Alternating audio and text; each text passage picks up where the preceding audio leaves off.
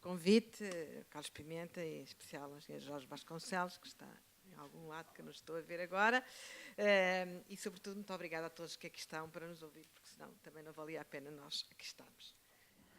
Ora bem, então vamos lá discutir este tema da cidadania. Enfim, não sei se vou responder às perguntas que colocou, mas algumas acho que sim, mesmo que não seja diretamente. Não sei se daqui consigo. Sim, senhora. E eu vou começar por me interrogar se este casamento existe entre os cidadãos e a Europa. Talvez tenham casado por procuração, eu não sei se usando esta medida do Simplex, procuração online, mas provavelmente amaram-se loucamente mesmo, sem se conhecerem muito bem. Mas quando faltou o pão, como acontece com grande frequência, todos ralharam, provavelmente sem terem muita razão. E o que é que explica esta distância entre os cidadãos e a Europa? Bem, esta distância podemos vê-la nos números, alguns dos quais também creio que estiveram na base desta investigação, ou que inspiraram esta investigação, que mostram que há um declínio acentuado da imagem da União Europeia, em Portugal, particularmente, após o início do Programa de Ajustamento Económico e Financeiro. No outono de 2010, a imagem que os portugueses tinham da União Europeia era mais positiva do que negativa, bem como mais positiva do que a dos seus congêneres europeus. Desde então, a proporção dos portugueses que veem a União Europeia de forma positiva diminuiu consideravelmente, enquanto a proporção daqueles que a veem de forma negativa duplicou. Mas o problema não é só este, porque este nós ainda conseguiríamos explicá-lo talvez rapidamente. O problema é que esta imagem menos positiva também se tornou mais visível no conjunto de outros Estados-membros, onde esta relação não é igual à de Portugal, mas onde houve, de qualquer modo, um declínio da imagem da União Europeia, ainda que de forma menos acentuada do que aquela que vemos acontecer em Portugal. Ora bem, então o que é que explica, que explicação encontramos para esta diminuição, para esta perda de imagem positiva da Europa junto dos seus cidadãos? Vou tentar, é uma das perguntas a que vou tentar responder.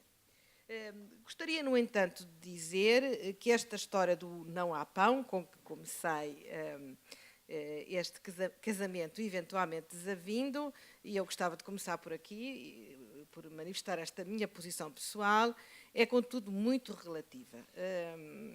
Convém não exagerar neste sentimento. Comparada com grande parte do mundo que partilhamos, a Europa é um pedaço de paraíso.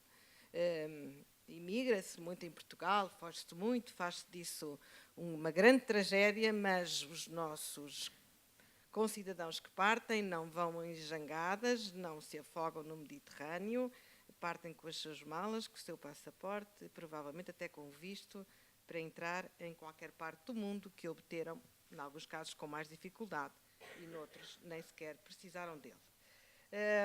E, portanto, se compararmos com o continente aqui mais perto, ou até com alguns continentes mais longínquos, como a Ásia, ficaremos sempre a ganhar em direitos, em liberdades fundamentais, em tolerância religiosa, em igualdade entre homens e mulheres, em saúde, em educação. A Europa, que tem esta imagem que vocês podem ver aí, a bola vermelha, estamos lá nós, a Grécia e o Chipre, portanto, as razões provavelmente são as mesmas, mas a Europa é aquele mundo a verde que temos ali, sendo que, enfim, bastante diferente dos outros que vemos com outras cores menos agradáveis. Portanto, a Europa é um paraíso de direitos também. E vamos lá então começar pelos direitos, porque esse é o tema de hoje. Que direitos são esses de que nós gozamos como europeus? Eu vou fazer aqui uma tripla distinção, ao contrário da dupla que normalmente se faz. Normalmente nós distinguimos o que são os direitos nos livros, o law in books, e o que são os direitos em ação, o law in action. Eu vou fazer aqui vou acrescentar aqui mais uma abordagem. O direito nos livros, vou começar por aí, os direitos do tratado, os direitos dos cidadãos europeus como europeus, os direitos que nós até exercemos, de que nós até beneficiamos, mesmo que às vezes não sabendo disso. Portanto, o direito in action, aquele direito que, na verdade, se aplica, porque nem todos os direitos europeus estão nessa fase, é preciso dizê-lo, e depois a percepção que temos direitos, portanto, o direito na percepção. Portanto, começando pela panóplia de direitos que podemos estar aí, estão aí os direitos que estão no tratado, muitos dos quais nós não conhecemos, como já vou mostrar. Nós, quando falo, nós, cidadãos europeus, provavelmente nós também, cidadãos portugueses, mas são muitos e são todos reconhecidos. E mais do que isso, houve um aprofundamento significativo da cidadania europeia com o Tratado de Lisboa e, simultaneamente, o maior distanciamento em termos de opinião dos cidadãos relativamente à União Europeia. Quer dizer, a distância dos cidadãos em relação à União Europeia acontece em simultâneo com o alargamento da panóplia de direitos que os tratados nos reconhecem. Vamos já ver se são todos os que precisamos, se podemos estar sossegados, se bastará tornar estes direitos mais efetivos, mais conhecidos, mais exercidos, mais bem percepcionados. Provavelmente não, mas não é pequeno o leque de direitos que hoje integram aquilo que podemos chamar cidadania importante, cidadania europeia, e, sobretudo, não é desimportante. Os direitos que temos são direitos importantes e são vários e em vários domínios. O que é que fará, então, que com mais direitos tenhamos menos percepção deles, nos pensemos mais distantes da Europa, a nossa imagem seja menos positiva? Em primeiro lugar, é preciso desdramatizar, e é por aí que eu vou começar. A cidadania europeia é um conceito novo e estranho ao que estamos habituados. Não é uma cidadania que assente numa nação, nem provavelmente nunca vai assentar, nunca terá essa base nacional. É uma cidadania transnacional, que emancipa a noção da cidadania, da tradicional conexão com a nacionalidade. Eu sou portuguesa, portanto, sou cidadã portuguesa, é a minha nação. Depois, a cidadania é uma cidadania em construção. Digamos que nem o mercado interno, ou o mercado comum, se quiserem, que está, pelo menos nas suas liberdades fundamentais, desde o Tratado de Roma, está ainda hoje construído. Portanto, mesmo o mercado interno é ainda, digamos assim, um mercado em construção. A cidadania europeia mais recente, é natural que esta obra esteja mais atrasada e é natural que ela se vá manter imperfeita, no sentido de inacabada, durante muito tempo, se é que alguma vez possa ser acabada. Portanto, essa é a primeira desdramatização. E, de resto, também gostava de lembrar que esta dramatização da questão europeia também não é original, porque mesmo as cidadanias dos Estados-nação não foram processos que tivessem surgido de um dia para o outro. Também elas foram processos em construção em muitos Estados. Talvez nós sintamos menos isso, porque somos uma nação muito antiga, mas há o que é um belga, nem eles próprios talvez se reconheçam nas duas vertentes como cidadãos do mesmo país. A Itália foi uma agregação de nações e a Alemanha. Portanto, muitos Estados europeus, para não ir mais longe, são uma construção do Estado, como a Europa está a ser, e não uma emanação de uma nação pré-existente à existência de cidadãos italianos. Portanto, esta é a minha primeira desdramatização, mostrando que este é um processo em construção, vamos construir com avanços, às vezes com recuos, mas nada que fosse em si um problema tão dramático como às vezes se coloca. Gostava de levantar uma outra questão. O que é que faz com que, e estudamos naturalmente a percepção dos direitos, que é relativamente baixa, e também o conhecimento das questões europeias, igualmente deficiente, o que é que faz com que...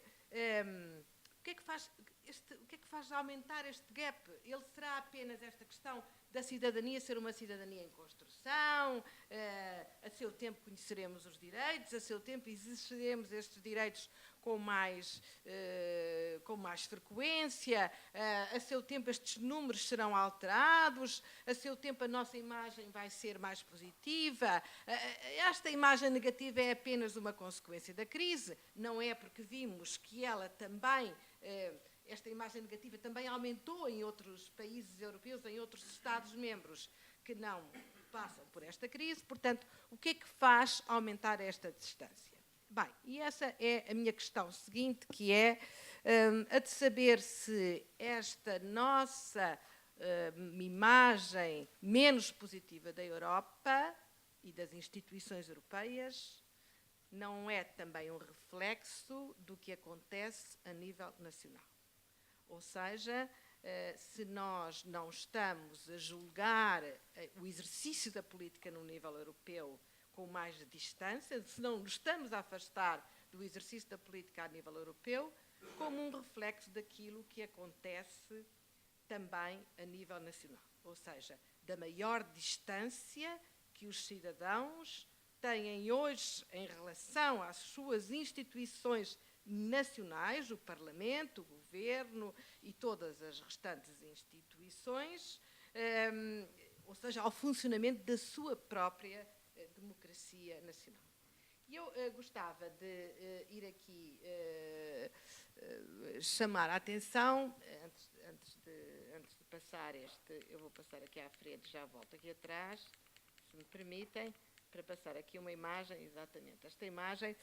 Quando fui para o Governo em 2005, uma professora americana com quem trabalhava nas questões do endividamento dos consumidores, e a quem escrevia dizer que ia deixar de trabalhar, e explicando porquê, mandou-me este livro, ofereceu-me este livro, que se chamava, como podem ver daí, Porque é que as pessoas não confiam nos governos e na administração em geral.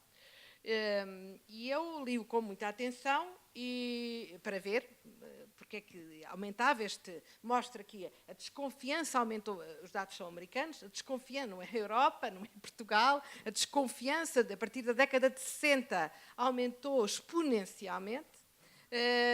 E o livro é uma explicação sociológica porque é que isso aconteceu. E as explicações não é conclusiva, as explicações são de várias ordem. Aconteceu porque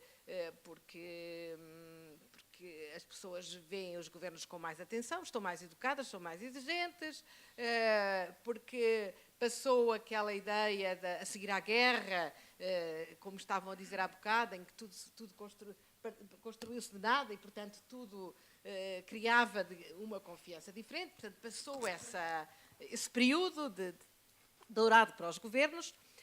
E uma outra explicação, como hipótese de trabalho não provada, devo dizê-lo, mas que vem fortemente defendida no livro, se quiserem podem ler, é muito curioso, foi a maneira como a imprensa e a política se passaram a relacionar nesse período. De uma relação de relativo respeito e distância, passou exatamente para a ideia contrária.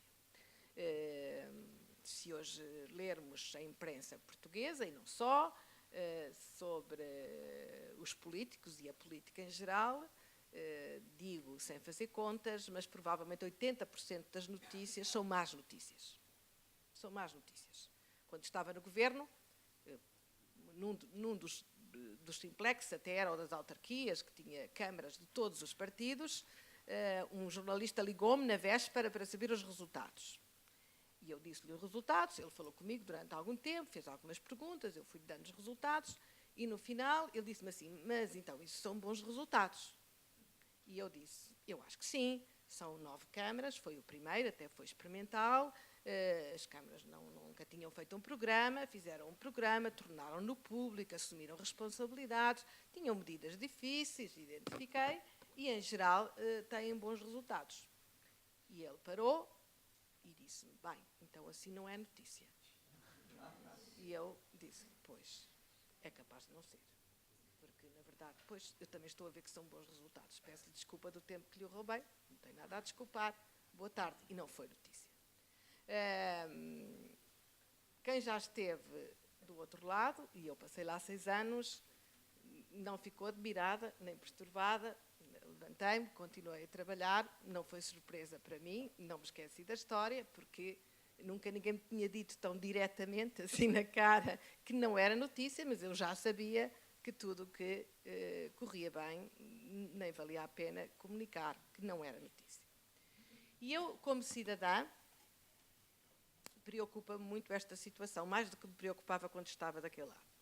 Preocupa-me muito como cidadã, porque eu acho que esta maneira de tratar a política e os políticos, onde haverá, como em todas as organizações, pessoas que não são competentes, pessoas que não são honestas, pessoas que não fazem o que devem, pessoas que não se esforçam devidamente, e haverá todas as outras, que são o contrário do que acabei de dizer, vai aumentar este gap, este fosso entre os cidadãos que nunca se consideram políticos, mesmo quando emitem opiniões políticas, e as suas instituições, seja ao nível nacional, seja ao nível europeu.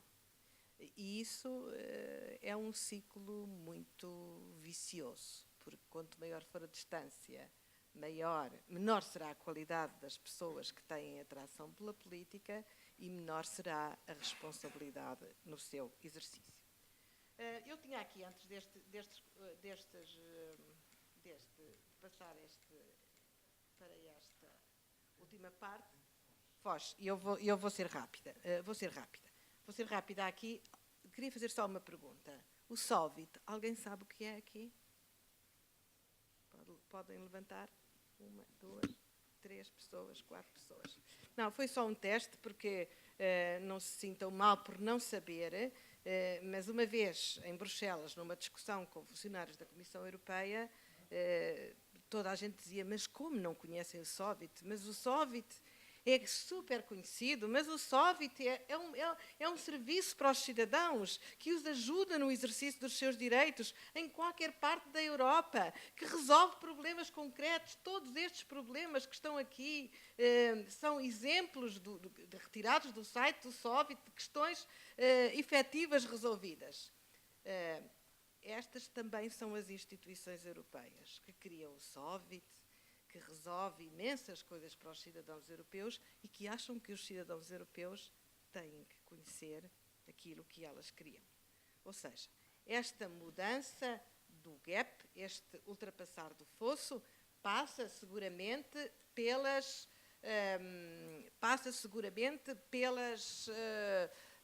cidadãos, pelo maior conhecimento, pela nossa maior responsabilização, pelo nosso maior envolvimento com a política, que nós somos políticos todos os dias, no exercício dos nossos direitos, mas também passa por uma mudança por parte das instituições europeias. Vistas de Bruxelas e vistas em Bruxelas, as instituições vivem demasiado viradas para si, demasiado mediadas pelos Estados na sua relação com os cidadãos, e isso também contribui para esta situação. E, por último, eu não queria deixar de fazer aqui uma observação sobre a investigação que foi feita com base nesta conferência. Eu vou ser muito breve. Eu estava a preparar esta intervenção e estava a classificar projetos para um concurso de cidades inovadoras europeias de que faço parte do júri. E tinha a grelha que me permitia classificar e dizer se aquela proposta deve ser selecionada para a fase seguinte ou não é suficientemente inovadora. E eu, às tantas, já viciada na aplicação da grelha, das propostas, também peguei e apliquei também estes papéis que o Duarte preparou. E perguntei para mim própria, são suficientemente inovadores? Outra das perguntas que eu até tenho aqui, é uma abordagem inesperada? Estamos a usar todos os parceiros talentosos para encontrar novas soluções? Isto tem um impacto significativo nas pessoas? Devo dizer que algumas sim e a maioria duvide-se. Algumas sim, a questão que já foi levantada pelo José Tavares, a questão da votação europeia, sem dúvida nenhuma. A questão também da responsabilização dos deputados também me parece muito importante. Essa alteração também seria importante a nível nacional, porque é igualzinho a nível nacional e a nível europeu. Tornar as eleições europeias para discutir questões europeias tem que ser mudando alguma coisa, porque senão vamos acabar outra vez, já está aí, não é? Já estamos aí a discutir as questões europeias, como já se viu no pré-período eleitoral. Agora, isso exige ser mais inovador, mais disruptivo nas propostas. É um desafio para o nosso investigador, mas também é um desafio para todos nós, investigadores, de algum modo. A Europa tem que ser mais inovadora. Não apenas na inovação económica. Eu, esta semana, ouvi aquela que participei naquela conferência em Bruxelas e fiquei assustada. As 10 maiores empresas na área das tecnologias da informação e da comunicação, as 10 empresas mais inovadoras, nenhuma é europeia. Nem uma é europeia. Portanto, usando aqui as palavras de um engenheiro espanhol que foi conferencista nessa intervenção, dizia ele: estamos a perder 2-0 em campo. E temos os melhores jogadores, mas estamos a perder 2-0. Não sei mesmo se não estamos a perder 10-0. Esta é a parte negativa. A parte positiva é que vamos nos 10 minutos de jogo. Portanto, ainda podemos recuperar, porque ainda há muito para inovar. Nesse domínio, eu acho que também temos que ser mais inovadores em matéria de instituições, no funcionamento das instituições, nos regulamentos. Muitos que aqui estão conhecem, um regulamento europeu é uma coisa ilegível. O regulamento dos fundos comunitários, agora que todos devíamos conhecer, pelo menos todas as empresas, tem cento e tal introduções, pontos de introdução e muitos artigos são ilegíveis. São ilegíveis, incompreensíveis. E isso também afasta as pessoas do conhecimento dos seus direitos. E não há Sóvit que nos salve disso. Até porque ninguém conhece, como acabei de ver aqui, mas não é só aqui. Porque ele é feito e as pessoas ficam satisfeitas porque já têm o Sóvit. O importante não é quantos usaram, quantos conhecem, serviu para alguém. Isso é que é o resultado de uma iniciativa e não apenas a sua existência. Termino agradecendo imenso este convite, com algumas palavras de esperança, pegando nesta capa do livro do Philippe Herzog, que é um livro de um europeísta, é um livro de esperança sobre a Europa, é um livro muito crítico sobre muitas iniciativas europeias, muito crítico da Comissão Europeia, e eu vi tudo o que ele disse, um conjunto de direções gerais que funcionam como silos, em que cada uma compete com a outra para tirar competências à outra e que não trabalham com conjunto, com prioridades e com hierarquias. As palavras do autor, que subscrevo totalmente, mas também muito crítico de nós, cidadãos. Enquanto não nos responsabilizarmos mais pelo projeto europeu, enquanto acharmos que isso é coisa de políticos e com políticos não queremos nem vê-los por perto, viveremos pior na nossa nação e também naquilo que podemos chamar a nação europeia. Muito obrigada.